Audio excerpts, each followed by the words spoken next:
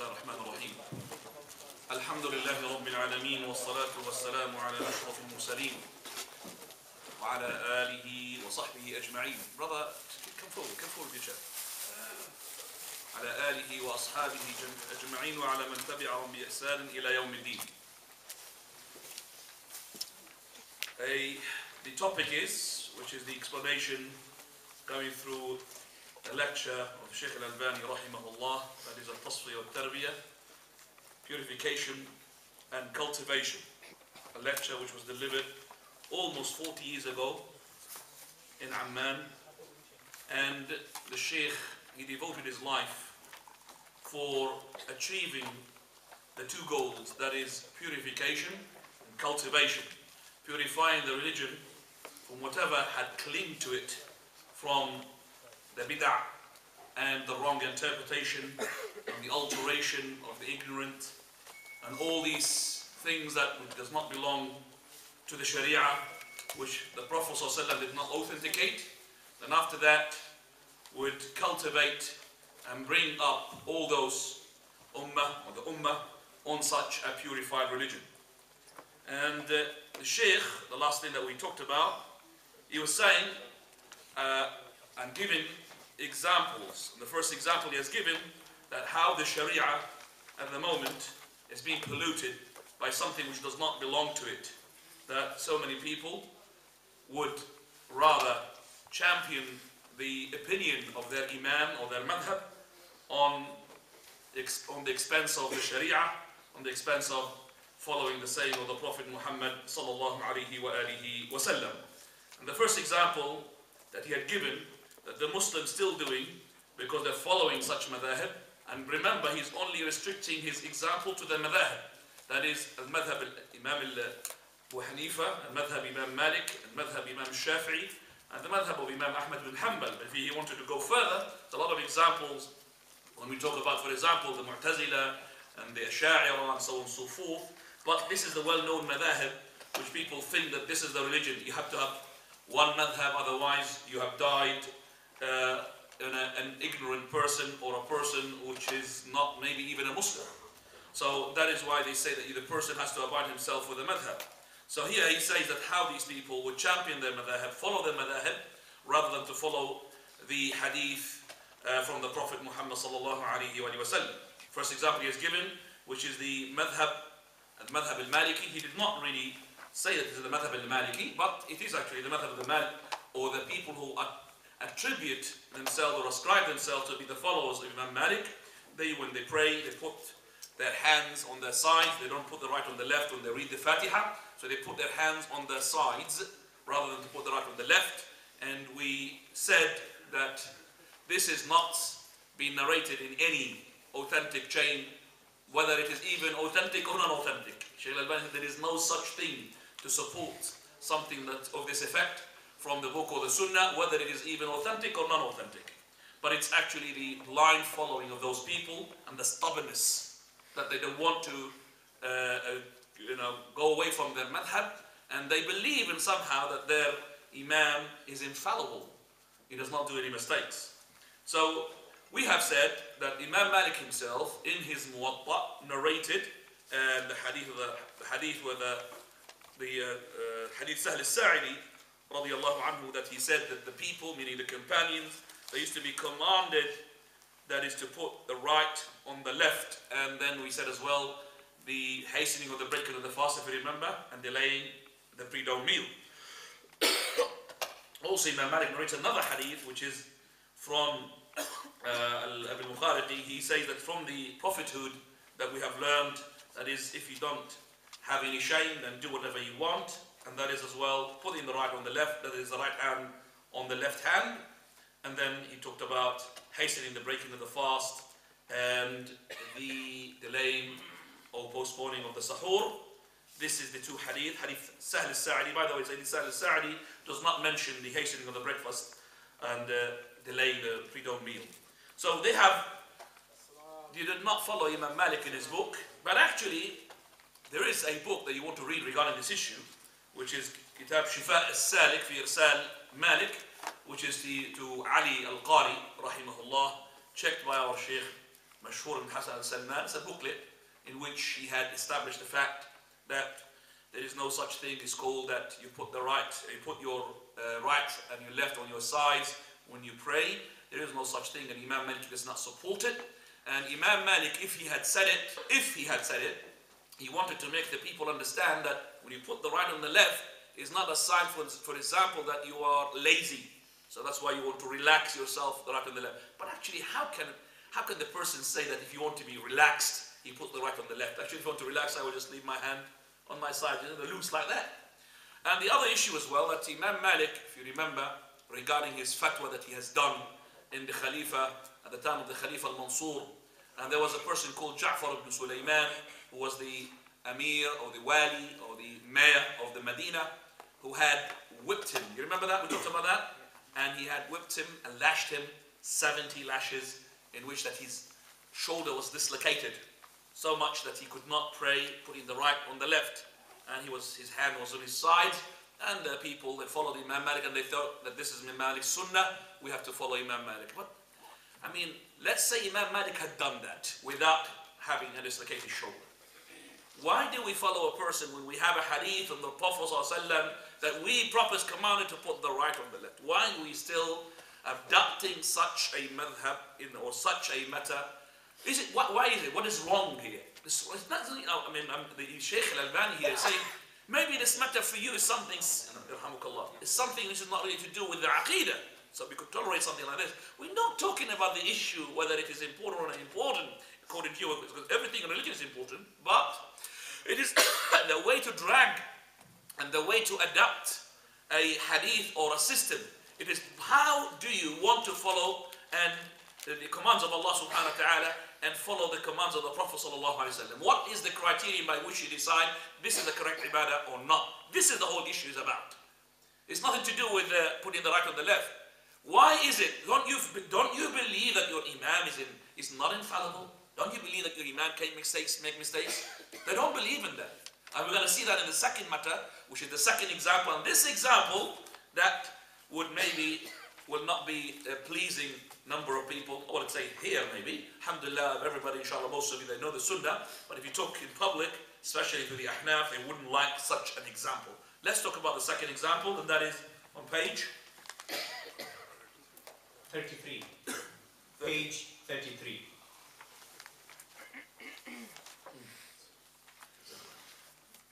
Indeed, this simple example will not please some of the people. So we will mention another example. Some of the books of fiqh of the madhabs still mention that alcohol is of two types. A type which is extracted from grapes, a small amount of it or a large amount, both being forbidden. And another type which is extracted from other than grapes. This other type is from barley or maize or dates or other than that, from what the non-Muslims have specialized in today in the extraction of alcohol. The word tafannan are not specialized. They have been masters of it. Masters of it.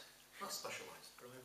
It's masters of it, I mean they are really now, if you look into and I don't ever think that I drink this or I drank that, but I Google this out, for example, like gin and vodka and all of these names.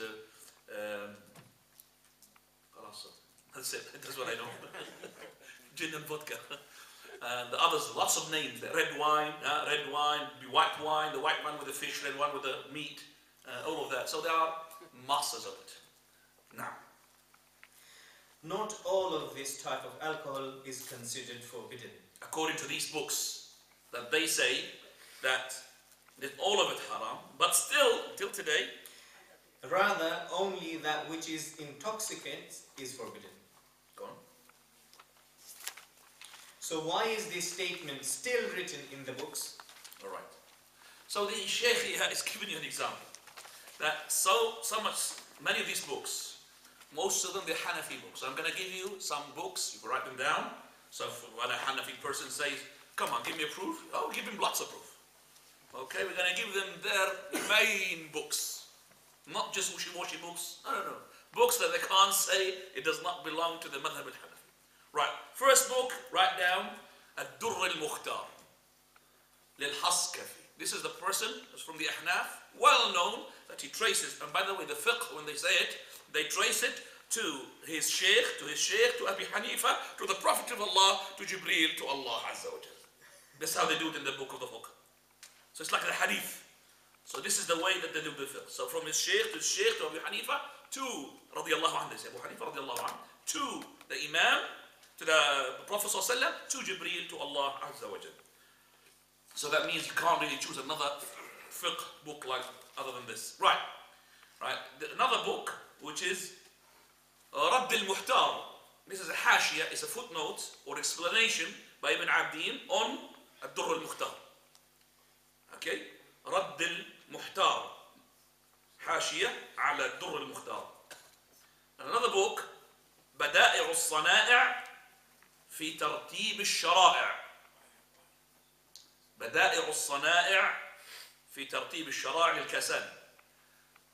These are main books. There are plenty, but I'm just giving you main books. This is an example to show you that these books still they have until today, that if you read them, that this person who wants to have some beer out of barley or out of beet, any type of beer except from the grapes, he's welcome to read these books, and he will have plenty of of narrations of sayings of the fiqh that would make him to drink the normal beer. It will end up now into the beer zone or alcohol zone. It's still until today in these books. That is, in these books, they say that the khamr is of two types. One is extracted from the grape. This is whether there's a drop of it or too much of it is haram. But something which is extracted from other than the grapes, like the dates. Lots of the Nabil al-Kufa. Nabil al-Kufa is from the dates. Kufa is Iraq. Dates. And Imam Ahmad, every time he sits to teach in Baghdad, the first thing he would bring out from his sleeve, the book of At'imah. That is the chapter regarding what? Food and drink. At'imah al-Ashriba. Why? And he start reading to what? To wash all of that in the brains of the people. It's okay to drink, the wine made from the dates. Every time he sits, Kitab al-At'imah al-Ashriba.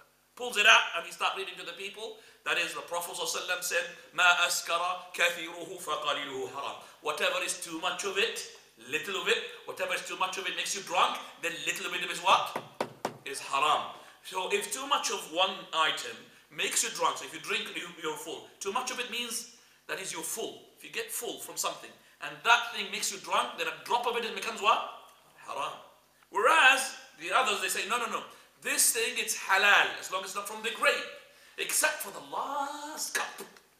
So you can drink beer, until the last cup. This cup is the haram. So the cups before it's halal, it's in the books. It's in the books. And I'm reading it. Al-Qadahu al-Akhir. The last cup is the halal, is the haram. And the cups before it, so which one is the last cup? Because, for one person to another person, one person can drink 20 cups, still he can't get drunk. Another person would drink 5 cups, he's drunk already. And also as well, we have now, as the Sheikh said, the kuffar are masters of this thing. They've got 5%, 6%, 0.9%. Well, so, for example, 50%, 1 cup will get you drunk. But 0.5%, you need maybe about 6-7 cups of that, isn't it? So it differs from, so how can we never define, brother, please make sure you drink just before you get drunk. How can you do that? This is exactly what the kuffar are saying, the Christians are saying. As long as you drink and you don't get drunk, no problem. Isn't it? But this is in the books of the Muslim, not in the books of the Christians. Whether you don't like it or not, Hanafi madhab is saying it. And they've got it in their books. Right. From these scholars, we're going to come to it inshallah, from these scholars who say about this, they take this opinion. We have not just Abu Hanifa, also the authors of these books and other great scholars. Let's talk about these scholars who say and adapt Abu Hanifa's madhab. Abu Hanifa, his student Abu Yusuf, Yaqub al-Qadi, his main student, because he got 2 students. Remember, we talked about Abu Hanifa, got Abu Yusuf, and we mentioned as well Muhammad bin Hassan, Shaybani. Right, and Sufyan al-Thawri, great Imam, Sufyan al-Thawri. You know Sufyan al-Thawri, when we talk about khuruj and things like this, he's the main man, isn't he? Sufyan al-Thawri. Waqi', But the scholars all the time, rahimahullah, when they mentioned something, Waki' masha'Allah, but yet he was making it halal to drink from such and such wine. Waki' and Ibn Abdin, of course, the author of Radd al-Muhtar, and others. So I just mentioned you a group of scholars who say this issue. Now, why do they say it? Do you think Imam Abu Hanifa would make something haram halal? This is kufr. So why did he do it? Imam Abu Hanifa, as I said, if you remember, in the short biography we're giving you, he was the first Imam, born in the year 80 after Hijrah. Not a lot of hadith was floating around and flying around between the scholars. That's why he didn't have a lot of hadith from the Prophet ﷺ. If he had the hadith of the Prophet ﷺ, ما أسكر كثير فقليل حرام, whatever too much of it gives you drunk, then little bit of it is haram, he would never say such a thing. And remember, Abu Hanifa, on all the other scholars said, if the hadith is correct, it is my madhab. So if Abu Hanifa was to live and to see such a thing, he would take it as a madhab. And also there are another narrations where Abu Hanifa, he is not a muhaddith, he's a faqih, which talks about the companions drinking such nabir, such wine made of other than the grapes. So he says, I would rather die to make this haram and then make tafsiq on the companions. Imam Abu Hanifa, he would say, I would rather die and and then to say that this is haram, that is the wine which is made not from the grapes, from other than grapes, and then I will make tafsiq. That means tafsiq that these are evil doers, the companions. How can I say that? Because the companions used to drink it according to what he thinks is authentic. And for him himself, even if I say it is halal, I don't drink myself, because I don't guarantee for myself to get what? Drunk. So he will not drink it, but he will not say it's what? It's haram. So Imam Abu Hanifa is a great Imam. It's only what's wrong is wrong with the people who comes behind after him. Those are the ones who are stubborn, who are making him as what? As a prophet, mistakeless, faultless, infallible. He's not, and he's never claimed to be. He said to Abu Yusuf, what are you doing? He said, I'm writing whatever you say. He said, don't do it. For verily, we people say something today, we change our opinion tomorrow. So Abu Hanifa, if he was alive, he would change definitely his opinion according to the hadith. So we're defending Imam Abu Hanifa, rahimahullah.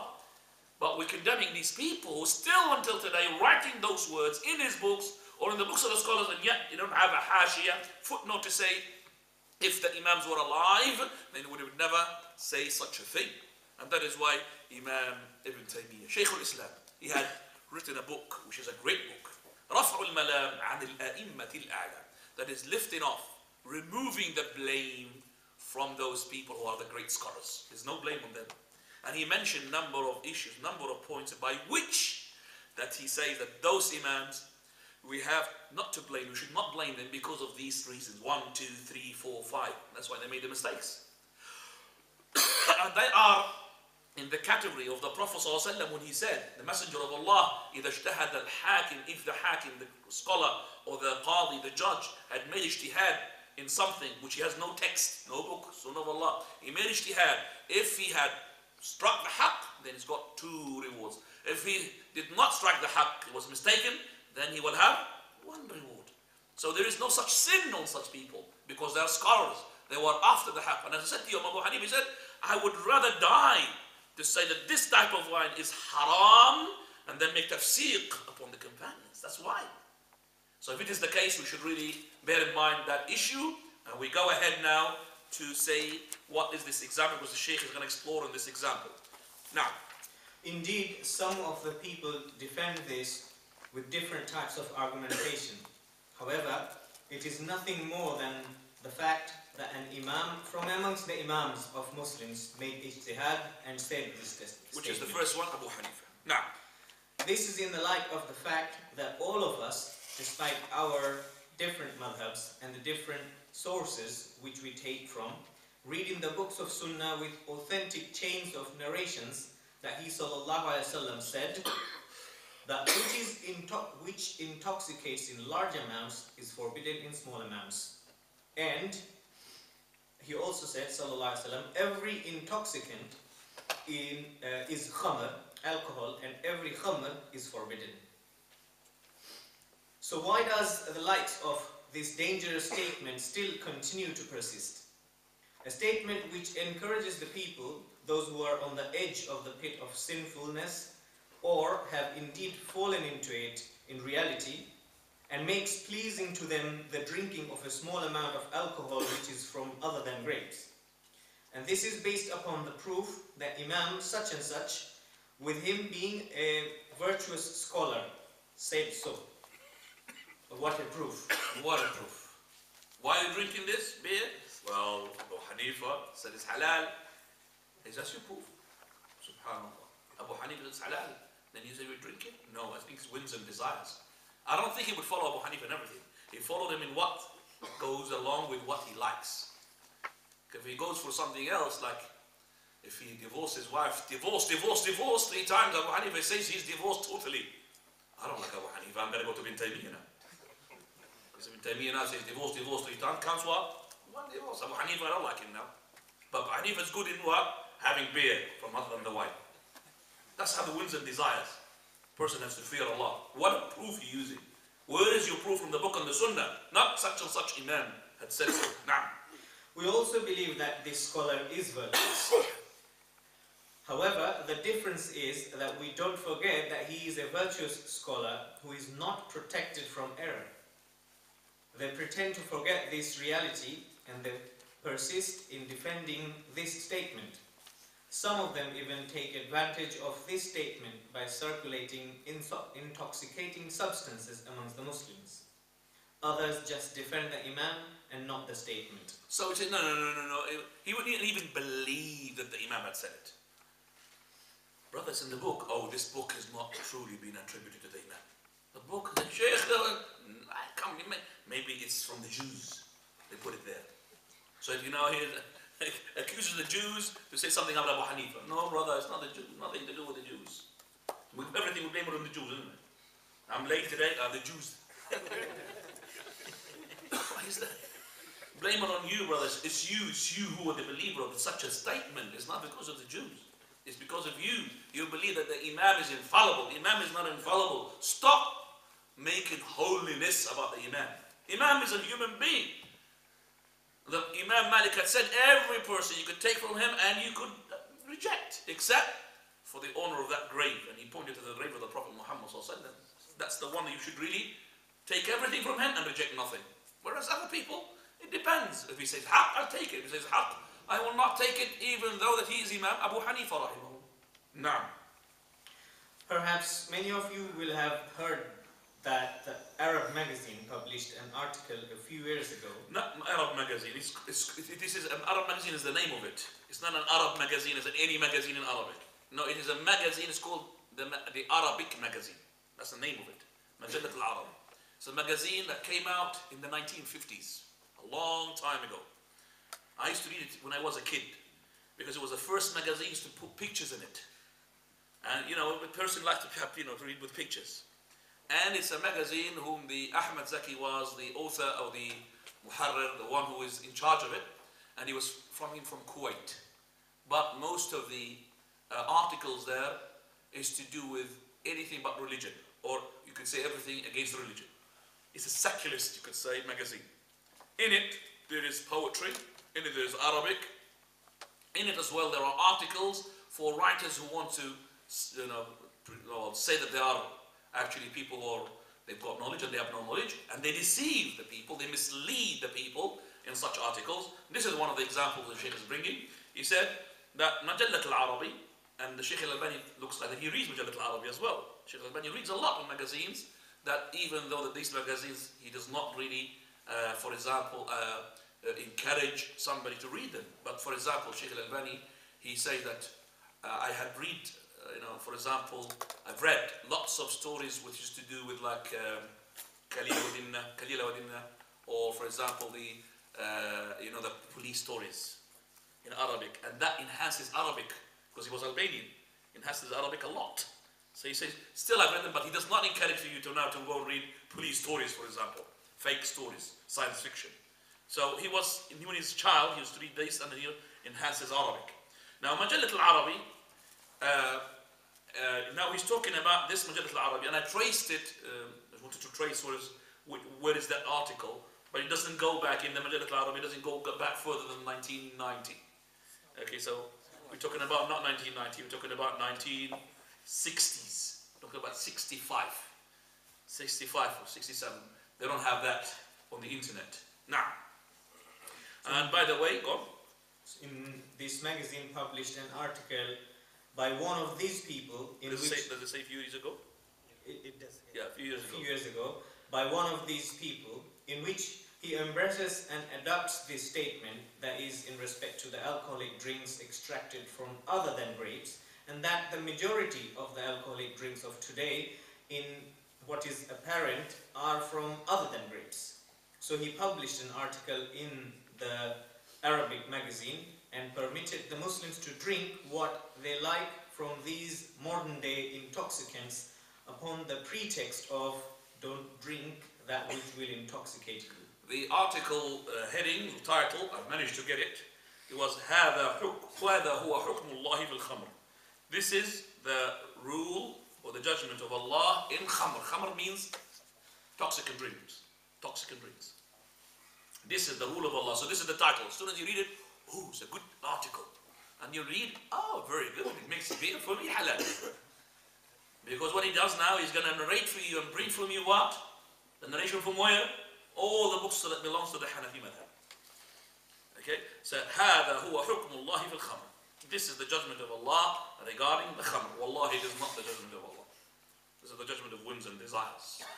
Now, this is an unrealistic action because in reality, as all of us know, the first drop of alcohol brings about the second drop, and the third drop brings about the fourth drop, and so on. The small amount which does not intoxicate is a procedure which cannot be determined and regulated with precision. It cannot be precise. You can't say that this quantity is okay, it will not get you drunk, because it depends from one person, as I've said, to another, from one type of drink to another. So we can't just say this quantity is okay for you. More than that is haram. Now, thus, it will eventually bring about the large amount which will intoxicate. So I say, why does the likes of this statement still remain in the books of fiqh, whilst it clashes with the irrefutable ahadith which are established from the Messenger ﷺ in negating it? So we say this is where purification comes. Let's purify our books, our fiqh books from such statements. There are plenty of them. It's not like that. Why don't we purify them? Not to take them out, just write, this is wrong opinion. But I'll tell you what they write against it. I will tell you now in a minute some of those statements of those scholars when they read such a statement. What do they say? Because of their blind following, they don't really dare to say anything against their Abu Hanifa, just like he's a messenger. Now, why do we give a free hand to a biased writer? And he was a secularist writer. Why do we give him a room there to use our text from the Sharia to implement khamrs to be halal if it's not from the wine, from the grapes? You understand that? Why do we give him a tool in his hand to use now? Who then publicizes this statement and builds lofty towers and palaces upon it, and who permits for the Muslims the drinking of forbidden drinks with the condition, don't drink that which intoxicates, and drink a little and don't drink a lot. Now, it is possible that the man who wrote this article is biased. It is also possible that he is of good intention and wishes to take the path of some of the people by saying, "O people, do not be harsh upon the Muslims. As long as there exists a saying of an imam from amongst the imams of Muslims which permits for them this drinking, then why should we forbid it?" Okay, this is true statement from the Sheikh, that he is saying that this person, we're not really concerned about his intention. He could be a bad person when he wrote this article to make it halal for the Muslim to drink wine from other than the grapes, and he could be, for example, his intention is to be good. Whether it's good or bad is not related. Maybe if it's bad, well, it's bad, but if it's good, he says, why do you have to really be strict? We have two, sayings. Ibn Umar says, harsh, something which is hard to take. Ibn Abbas says, that's easy going, let's take Ibn Abbas. Rukhas ibn Abbas, we take him, we don't take Azaim ibn Umar. This is a statement that I've heard from one of the people, well, they call him a scholar. He's a scholar, but he's a deviant scholar. He's all the time says, I take Rukhas ibn Abbas. Whatever the concession comes from Ibn Abbas, I will take it. Subhanallah. Even if Ibn Abbas makes a mistake and he makes something which is against the book and the sunnah, he will say, no problem. A'udhu billah.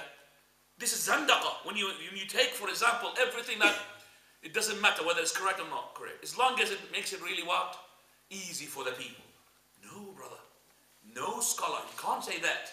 We have to follow the sunnah. And there is an ease in everything in the sunnah. In the sharia does not bring something hardship on you. وَلَوْ شَاءَ اللَّهُ لَأَعْنَتَكُمْ. Verily Allah, if He will, He would have made it hard for you. 50 prayers during the day and the night. Would you be able to do it? No way. And He could have just said it. 50 prayers. He didn't do it. So everything in the sharia was put as to make the person at ease. He's not going to be stretched to the limits. No, he's not. So we say that it is true that some people say, don't make it hard on the Muslims. Let's just make it possible and permissible for them to drink alcohol from other than the grapes. Go on. It is possible that the writer of this article is like this. However, why is it also that we see one of the learned scholars of Sham then authoring a treatise in refuting of this article, with you able to see confusion in his refutation? Yes. Sometimes he is on the side of one who said the statement which is adapted by the writer, and sometimes he quotes the hadith, some of which we have mentioned, which are a refutation of the writer and whomsoever he relies on. Wallahi, I say that he is puzzled. Hayran. I say that he's puzzled. I read the article, the refutation of the scholar. Now, the scholar has been mentioned with your, I think it is mentioned, isn't it? Yeah. Yeah, right. And I need, because it's been mentioned, the Sheikh did not mention his name. Because it's mentioned, I have to really tell you about the person, because I need you to know that that person is not a Salafi person. Yes, the Sheikh had mentioned ulama al-Sham al-Afadil, good ulama al-Sham al-Afadil, but actually he was not on the haqq. He's called Sheikh Muhammad al-Hamid al-Hamawi, as he's mentioned there, and his refutation is, by the way, quoted by Sheikh Salim al-Milali, which is wrong quotation actually. Sheikh Salim al-Milali, he was wrong in quoting that name. The name is of that article which he refuted, the article in Majallat al-Arabi, Al-Qawl fi al-Muskirat. This is the name of the article written by, or the booklet written by Muhammad al-Hamid. Al-Qawl fi al-Muskirat, the saying in the intoxicants. The saying in the intoxicants. What does it say there? Al-Mashrubat al-Muskirat. That's not right. Okay, Al-Qawl fi al-Muskirat. This person, he was 4 years older than the Sheikh al-Albani. He was born in 1910, Muhammad Hamid al-Hamawi. And he died as well before the Sheikh al-Albani.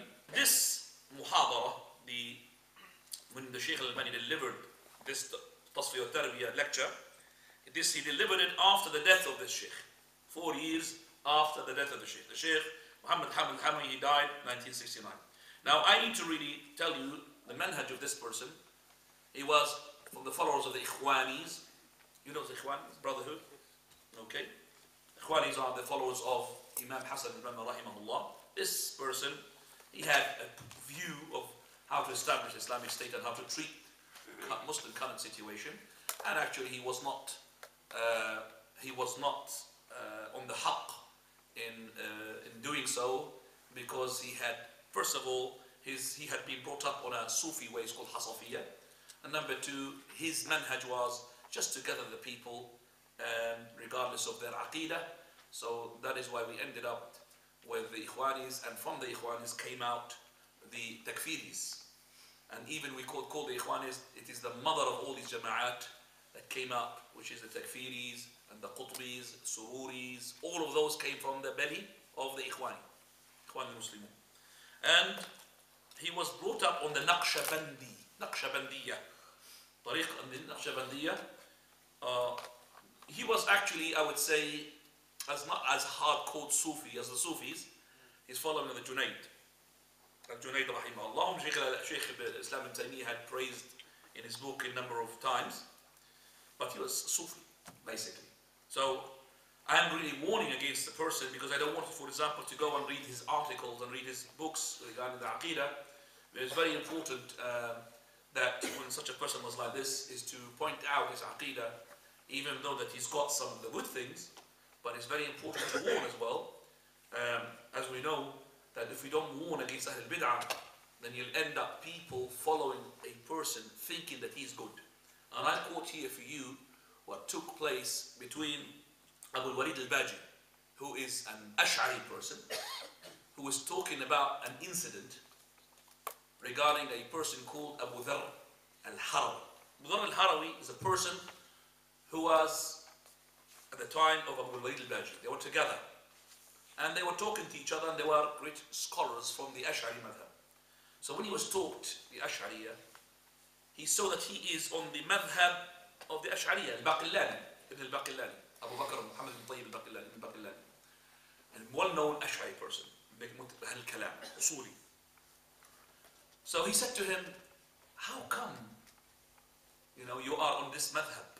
How come you are in this madhab? I mean, how you come that you are follower of the al-Baqillani madhab al-Ash'ari? He said, I was one day with Imam al-Daraqutni, rahimahullah. Daraqutni is well-known, muhaddith Salafi. Kana Salafiyan, as Imam al-Dhahabi says. Salafi. But according to that story, inshallah it's not wrong, but it's been narrated in Tadhkira Imam al-Dhahabi and Siyar al-Nubala, it's been narrated there, that he was with the Dar al-Qutni when this Ibn al-Baqillani, Abu Bakr Muhammad al-Tayyib ibn al-Baqillani, was passing by. Soon as he passed by, Dar al-Qutni, he kissed his hands and he kissed in his eyes. That's what makes me say that maybe it's not authentic story. But I'm not caring about authentic or not authentic, but look at the effect. So Al-Harawi, Abu Dharr al-Harawi, he said to him, how can you do such a thing, Dar al-Qutni, and you are Imam Waqtik, you are the Imam of your time. Nobody was greater than Imam Dar al-Qutni at the time of Dar al-Qutni. He said, this Imam is one of the great Imams. This Imam is one of the great Imams. He was defending the religion. As soon as he said these words, said Abu Dharr al-Harawi, said, well, I started going with my father to his circles until I ended up being what? And it's in his madhab. So one statement from a student of knowledge or a scholar or whatever, they say, oh, he's Muhammad al-Hamawi, Sheikh, Fadil. These words, you go now Google, it's very easy to Google it up and you start following his madhab. Oh, it's very good. He was Naqshbandi, so I have to be Naqshbandi like him. That's why I have to really warn against the madhab, even though he had written some articles which are good. Right, this Sheikh, Muhammad al-Hamawi, he had written an article, Qawlu fil Muskirat, to refute the article which is in Majalat al-Arabi again, in this magazine called the Arabic magazine, to refute the article of that person which says that it is no problem to drink small portions from alcohol or from wine made from other than the grapes as long as you don't get drunk. But now that refutation is weak because he brings statements. I have read, by the way, his article. It made me puzzled. I don't know. Sometimes he brings something to support what the writer is saying, and sometimes he writes something which supports what we adopt, which is the refutation. So how is he puzzled? Go ahead.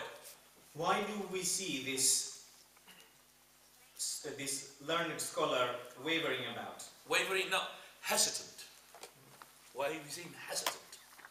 Hesitant to say that the Imam made a mistake. He's hesitant. Go on. Because? It is because he reveres this statement. He makes it holy. He makes it holy, this statement. Now, which is permitting alcohol, due to it originating from one of the great scholars from amongst the scholars of the Muslims. And this scholar, and this great scholar, according to him, and according to us, this scholar, and according to him, and this scholar, go on. And this scholar does not speak from desire or ignorance. I say in agreement with him that this great scholar does not speak from desire or ignorance. However, is he infallible in his ijtihad, which is far from ignorance and desire? Answer, yes or no? No, he's not infallible. Now, all of us will say no, and we will all remember the statement of Messenger sallallahu alaihi wasallam when a scholar judges and makes ijtihad, and is correct in his decision, then he gets 2 rewards. And when he judges and makes ijtihad and then makes a mistake, he gets 1 reward.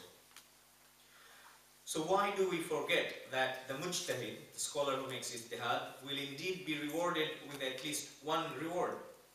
Why can we not say that he has made a mistake? The reason for this is that it is difficult for some of the people to hear a person saying, indeed, such and such, the Imam has made a mistake. However, all the paths, as they say, are under inspection. All the paths under inspection, by the way, I don't know, كل الدروب على الطاحون. Now, this is a literal translation. It does not give you the meaning, what it means of that statement. كل الدروب على الطاحون means all routes will lead to Paris. That's a good translation for it. Do you understand me? All routes will lead to where? To Paris. Do you understand me? This is the same thing. Whether you take it from there, it's the same thing. You're not really, which we say that this is my ear and this is my ear, isn't it? So whatever you do like this or that way, it's my ear. So reaching it this way or that way, it's the same thing. So كل الدروب على الطاحون. He's saying this. When they say, why such stubbornness? Or why do we fear to say that indeed an imam from amongst the imams of the Muslims has erred in a matter or in making an ijtihad or in his opinion, and that he will be rewarded with 1 reward instead of 2? So why don't we say this as a starting point, firstly, and secondly, as an application of some of the subsidiary matters?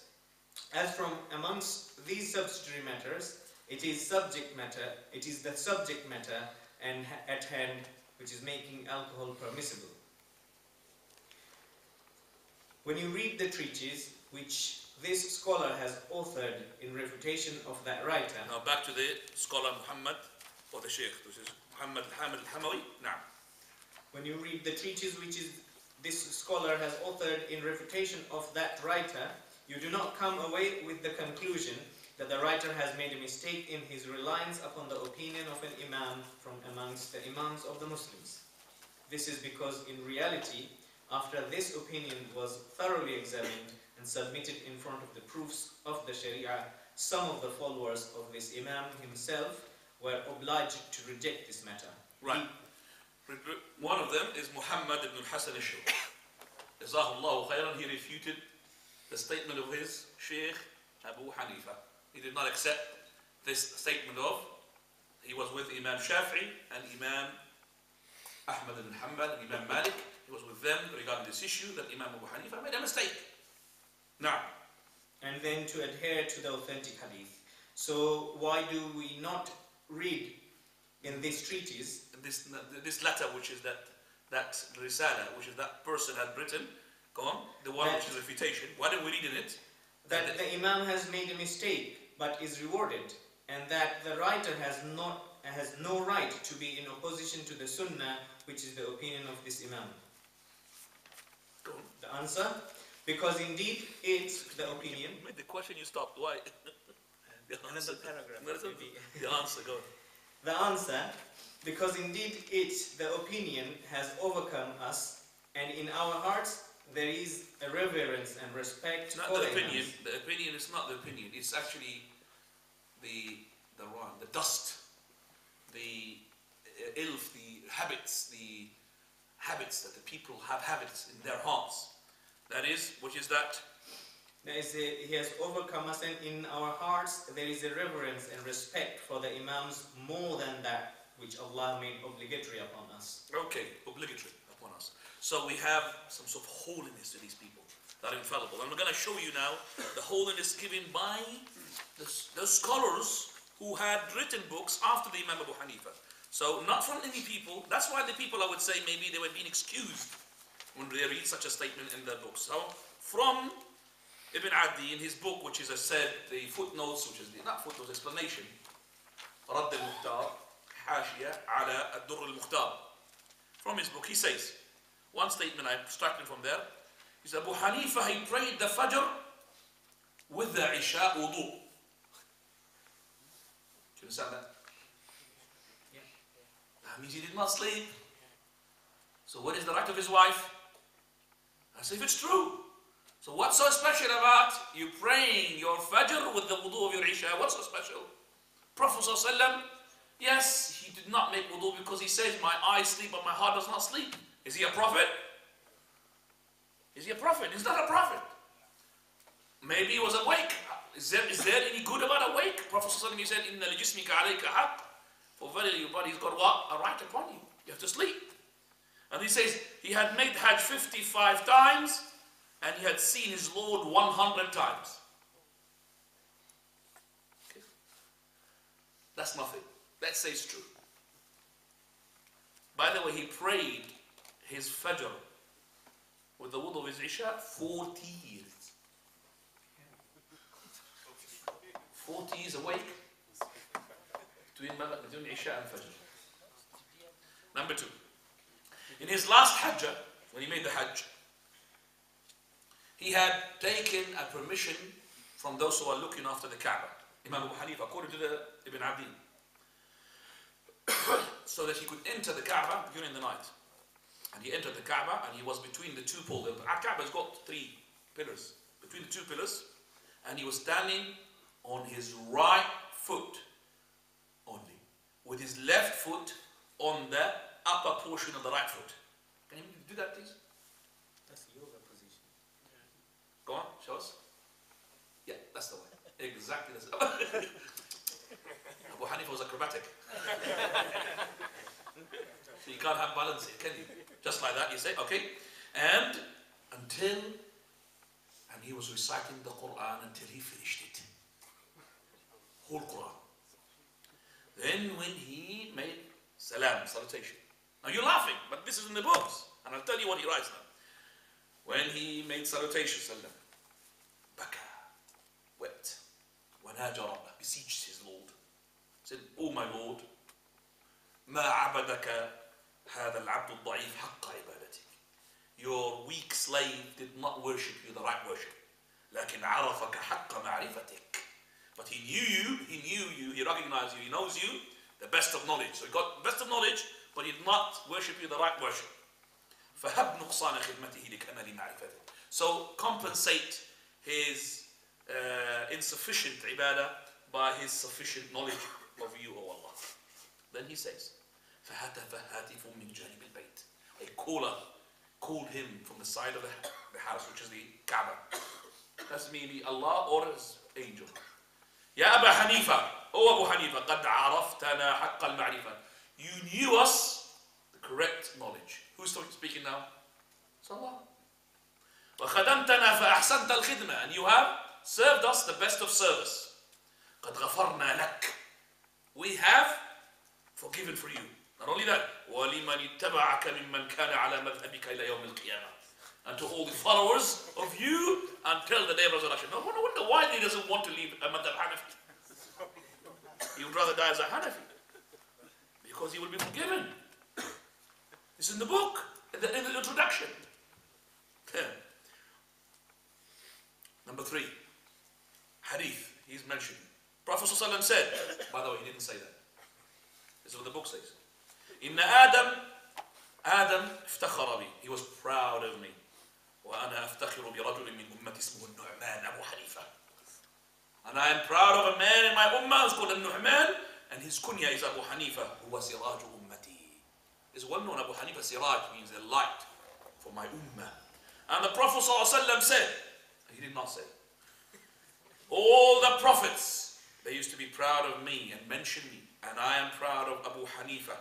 He who loves him, then he had loved me, and who hates him, then he hated me.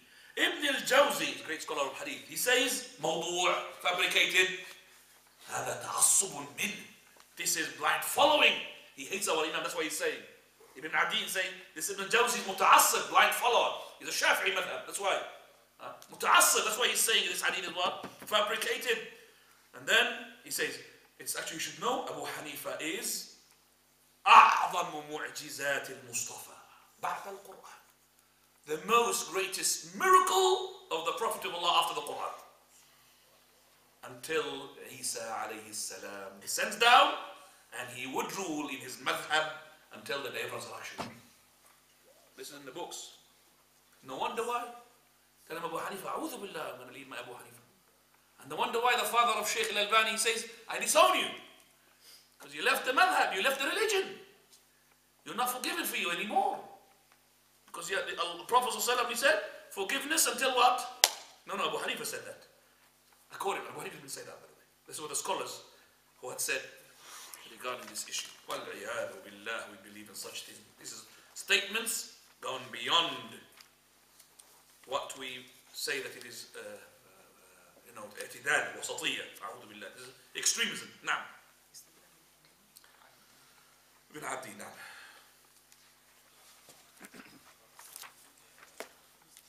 نعم. And we believe in the saying of the Messenger sallallahu alaihi wasallam for ourselves.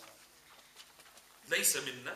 Not from us is the one who does not honor our elder, or who does not have mercy on our young, or who does not recognize the rights of our scholar.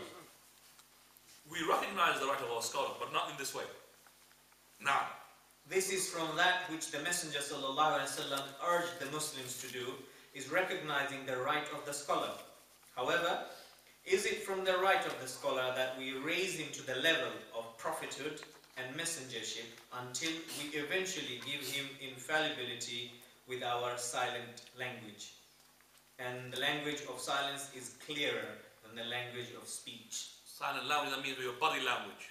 You're acting like, you don't say it, he's infallible, because you know there's only the Prophet, but the way you're doing it, the way you're acting, you say that he's infallible.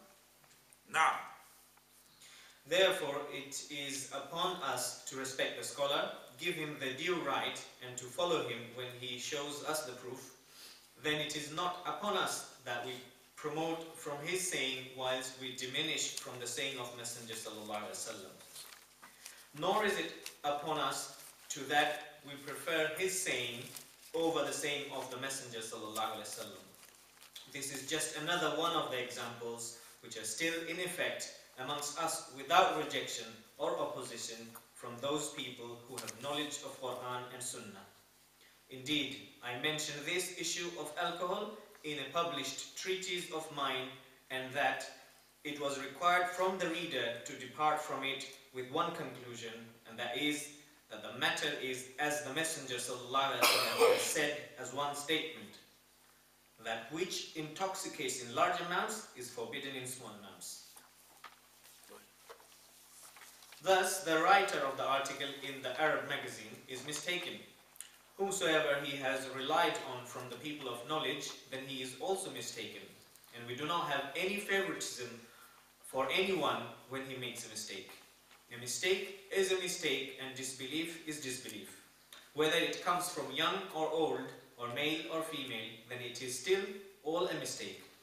And the mistake does not differ in it being a mistake due to the source it came from. Right, this is the third example will be inshallah next week, not today. So we stop here and go to the question and answers. Do you have any question regarding this issue? Is it clear, mashallah? Now, anybody want to have a question regarding the issue here today? Now, tafadhal. How do we Get closer, please. how do we find out if a narration is weak or strong? How do we find that a narration is weak or wrong? If you are a knowledgeable scholar, you ask your knowledge. If you're not knowledgeable scholar, then you ask the scholars. And there is two ways of asking the scholars. The short way, you come to a scholar, please, hadith sahih or dhaif? Sahih, alhamdulillah, short way, shortcut. Sahih, dhaif, khalas sahih. Scholar says you, alhamdulillah. Because you're not knowledgeable yourself. You're knowledgeable, ask your knowledge. كنت عالما فاسأل علمك. كنت فقيها فاسأل علمك, استفتي علمك. But if you're not knowledgeable, short way is just to ask them. If you're having, for example, there's no scholar, then there's a long way, which is, for example, to go on Google and go into the. You have to really, all the time, if you have sincerity in your heart, regardless of what decision you have taken, you're going to be exempted if you have taken the wrong decision.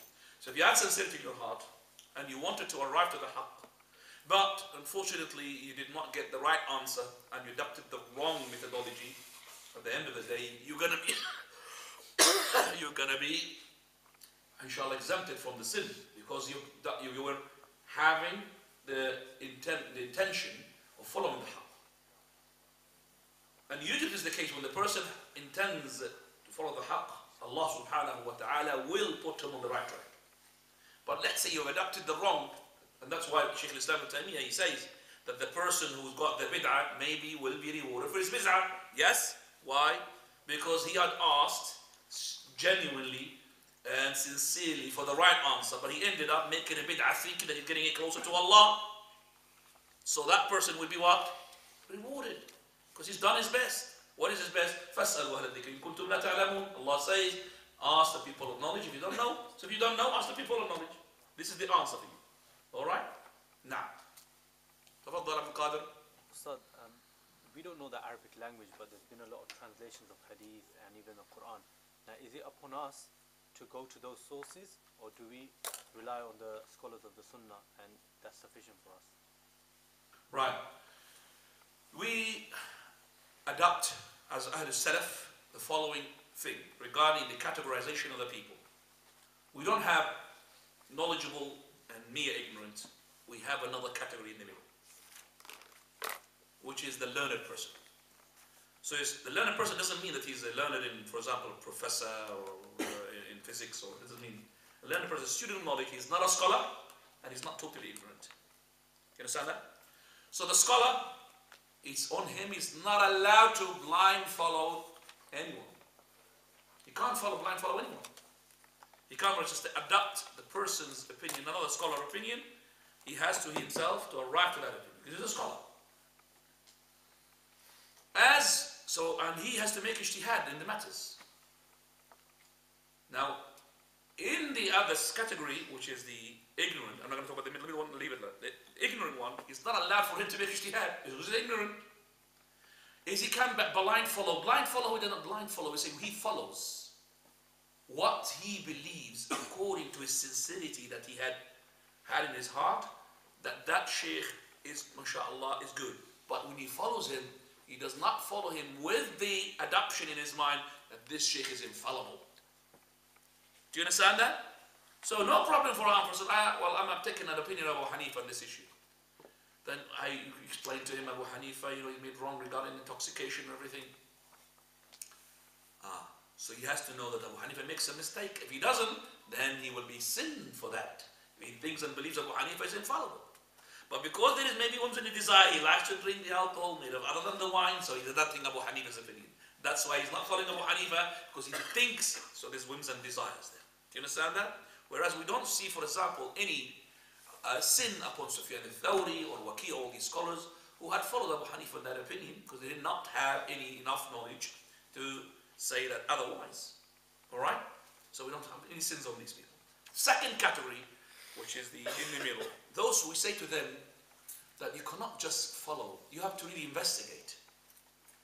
You only follow when you think, for example, Abu Hanifa said something, Imam al-Shafi'i said something. You can't just adopt a Shafi'i opinion without investigating the matter. What the Shafi'i said, it's not enough proof for you. You have to investigate and see what Shafi'i uses as a proof to provide as to support such an issue or a verdict. So this person now is a person who knows some of the hadith. So he's heard Sheikh Albani say something, Sheikh Ibn Baz say something else. Now he goes, Sheikh Albani, he says that this is his main hadith, or Sheikh Ibn Baz says that this is his main hadith, but I could see other scholars, this hadith is not authentic, so I'm not taking this opinion. So you are really, at the moment, you are arriving to the narration which is correct according to your knowledge. The same thing here happens as well regarding investigating the narration, not just even the hadith of the Prophet ﷺ, but also the narrations regarding the companions. Because sometimes it's important to know what the companions have said regarding this issue, because we are abided to follow the companions as in total. And remember, al-ummatu ma'sumah fi shakhsi Nabiya ﷺ. If you want to blind follow someone in his individuality, that is Muhammad ﷺ. And if you want to blind follow any group in totality, that is companions. As we've learned that. Blind follow, don't worry, just where the companions go. But not individual companions, because individual companions, they don't mistake, you make mistakes. But as the Prophet ﷺ, follow, blind follow. Other than this, there's no blind following for anyone. You have to investigate, unless you are, as I said, from the third category, which is the low, so there's the ignorant people, then we ask them to do what they can do. And sometimes the ignorant person as well, we treat him according to what he's got from the knowledge. So let's say this ignorant person, he had a number of people saying Sheikh Ibn Baz is not as good as Sheikh Al-Albani in hadith, for example. And no one knows that Sheikh Al-Albani uses this hadith. So you should not now say, oh, I'm Saudi Arabian, I have to adopt Sheikh Ibn Baz because I'm Saudi Arabian. Or I'm Albanian, I have to adopt Sheikh Al-Albani because he's Albanian. That's whims and desires, even though he's ignorant. Because of his very simple knowledge, he knows Sheikh Al-Albani is more knowledgeable in the hadith than the Sheikh Ibn Baz. So why are you not following that? Because of whims and desires here. So even that ignorant person maybe will have some knowledge, would determine whether he's sinful or not. Okay? Okay, but just to add to that, so is there any like sort of characteristics or any conditions that would take one from, or we would say from ignorance, and he's on that level of being a student of knowledge where he can, you know, look at the explanations and analyze? I mean, because why I asked is mainly because of the Arabic language. Because no, the student of knowledge, if the student of knowledge, he could be on the way to learn the Arabic, but it doesn't mean that if he doesn't know Arabic, he's not a student of knowledge. But he's in the way to learn the Arabic, because the Arabic language is the key for all these treasures. If you don't learn Arabic, wallahi, you already missed a lot of treasures if you're depending upon the translation. But I'm not saying that every person who's got no Arabic language is not a student of knowledge. I can't say that statement, because he could be on the way, on the route of doing that. A student of knowledge, he would recognize that he has to learn Arabic to become a proper student of knowledge. But we say we don't judge student knowledge just to be in the same level. They are categorized. Some of them they know in this field, some of them they don't know in that field. Some of them they are knowledgeable in this Hajj, they're not knowledgeable in the Salah, and so on and so forth. Now, any questions? Fadal ya Sheikh, can you explain how two muhaddiths can differ in the authenticity of a hadith? Can two muhaddith or many muhaddith differs regarding the authenticity of the hadith?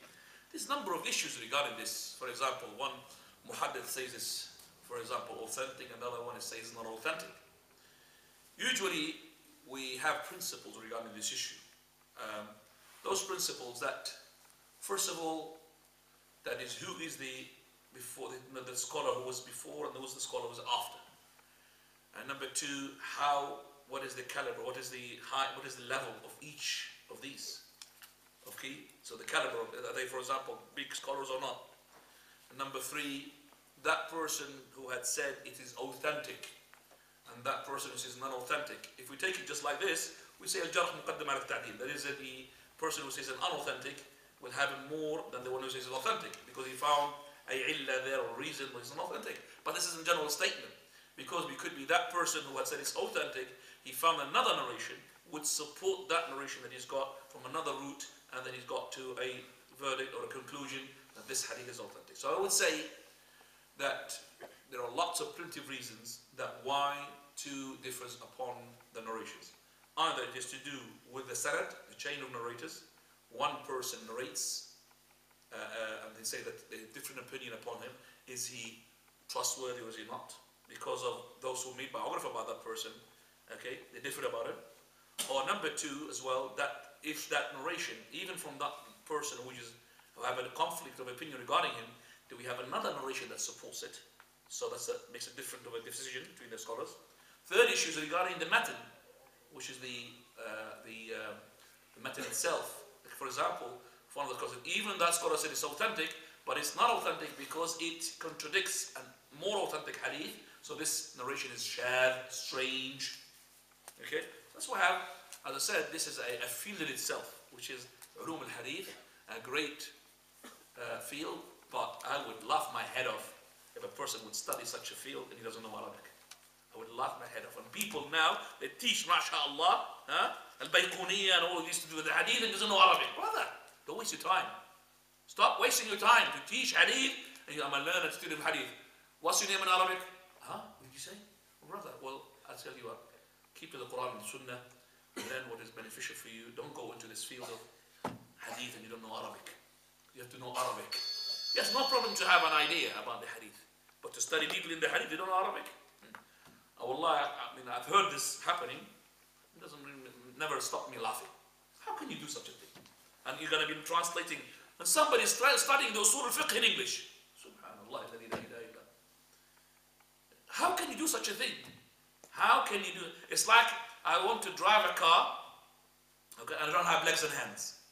I don't have legs and hands. How can I drive a car? No way. How much you teach me? I can't drive the car unless with my eyes. Can't.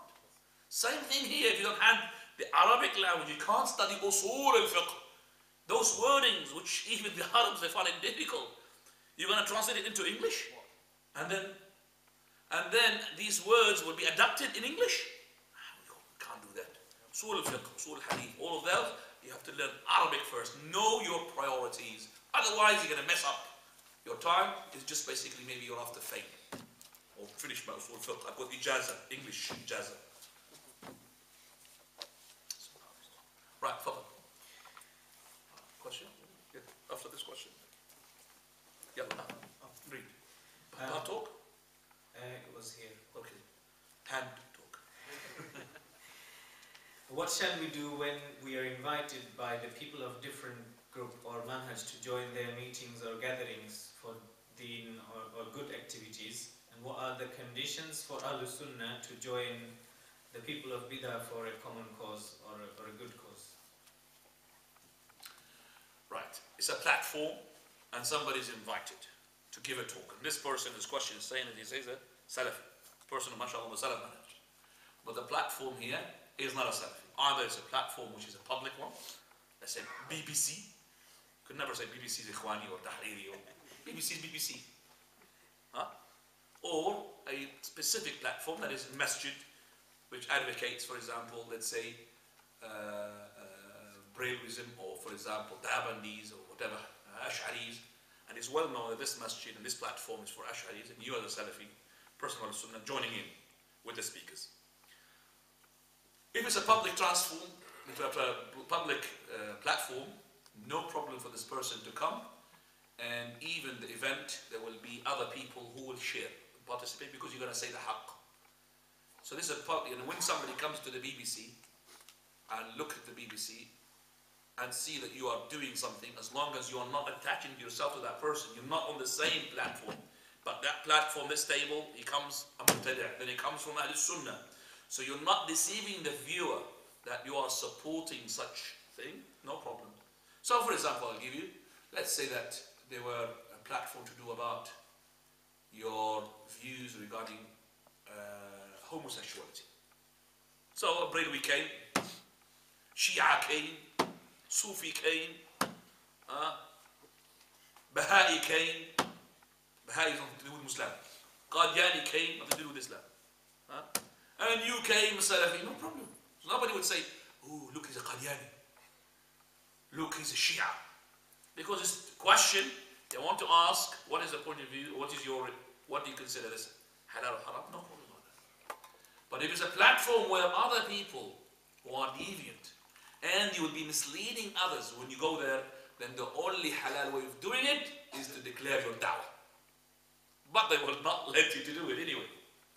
Can the Dabandis let you to talk? Dabandis are bid'ah. Can they say that? It must be crazy. A Dabandi platform to give you, but they will tell you to talk about what? Truthfulness, taqwa, heart softening. Nothing to do with the Aqidah or manhaj. Because they will not let you. This is an answer for this person who says to me, what about if I go on khuruj, you know, when these people make khuruj, and I teach them? Teach them what, brother? Teach them here. When you go there, how can I guarantee for you? Number one, that you're going to end up making khuruj yourself and calling for people khuruj. Number two, how am I going to guarantee that other people, when they look at you, mashallah, sunnah knowledge, going there, other people will be deceived by you. They don't know what's your intention there, and you will be following this. So you are going to be a role model for others. How can I guarantee for you that you're going to be boasting about your... They will not let you to boast about your aqidah. They will let you to do within the limits that they will agree. That is, talk about sabr, patience, talk about sidq, truthfulness. Never ever come to those points with the aqidah. If they hear you talk about the issues of difference between the groups regarding, for example, sifat and attributes, it's following day, brother, we don't need you. Can't have it. Because this will split the ummah. And anything that will split the ummah is taken out from this group. The group, they don't believe in this. They always concentrate, have you seen? That is on these things that with what? Gathers. So for example, you find a person who's coming from Saudi Arabia and a person coming from India. I'm sorry to say that. Usually it is the case, from the one from Saudi Arabia, usually is the case, He's been impregnated, yeah? He's been vaccinated somehow between Aqidah, good Aqidah. Another one from India, lots of injections from Aqidah al-Bid'ah. They come together and pray. One pray, for example, after the ruku', he makes like this. Another one makes like this. One makes the tashahhud like this. Another one says one. Because Hanafi, if you said it more than once, it's finished. What gathers all of them in one group? Khuruj. Aqidah is different, Salah is different, their shuyukh is different, subhanallah. Do you think they're going to unite these people on khuruj? Is this the unity that the Prophet ﷺ was calling for when he says, La ilaha illallah, come to the khuruj? No, La ilaha illallah, aqidah wahida, then upon this aqidah we unite. We don't unite on other than that. So uniting ourselves with one Eid, or one, I don't know what it is, one Ramadan, you can't. One sighting, one fighting, all of that. We don't unite according to this. We unite according to the manhaj, according to the aqidah. We don't unite ourselves into how to amuse ourselves. Let's gather. Yes, no problem in the gathering, but this is not the way to gather. So if you want to go to such a platform, you have to declare your aqidah. If they don't allow you, why are you sharing? You're after faith, definitely. Or you're mistaken. Whether this or not, if you're mistaken. But I would like to tell those brothers who know that this person, mashallah, is upon aqidah Salafi. He made this mistake. He went to a platform once or twice, and nobody gave him advice. Please don't chuck him out of Salafi. That's another extreme from the other side. So you know that he's aqidah Salafi. So how can we chuck him out of this Salafi? It's like you chucking a person out of Islam. How do you chuck a person out of Islam? Man sharaha Allahu bil kufri sadra. That is, if man sharaha bil kufri sadra, that is, your heart is full of disbelief. That's you become a kafir. Also, this person, his heart is full of hizbiyya, full of anti-salafiyya. Then he becomes a non-Salafi. But simply because he made this mistake, we don't have priest brothers. We don't have 100% Salafis. Even 99.9 Salafis. We could have 90% Salafis, we could have 60% Salafis, 70%, and it's still a Salafi. No, it has to be 100%, otherwise check him out. That's another hizbi, extremism from this side and extremism from that side. Those side watered down, no problem, brother. Let's just make talks here and there and share with the Sufis and share with it. That's watering down. And the other side, brother, you spoke about that person that he's Salafi. You are not a Salafi, because you have to say that person is not a Salafi. If you say he's a Salafi, then you're not a Salafi. Then he's labeled not Salafi. Abdul Qadir, what do you think of this brother? Who he thinks about that brother? If you say that he's not a Salafi, you are not a Salafi. And goes on. It's electric. Conduct. This is how it is. They ended up, those people who had used this manhaj, which we call it the manhaj of extremism, ghulu, they ended up now, whom they thought they got one, some scholars were with each other, they ended up, these scholars, banging with each other, talking about each other, and making everybody laugh. Subhanallah.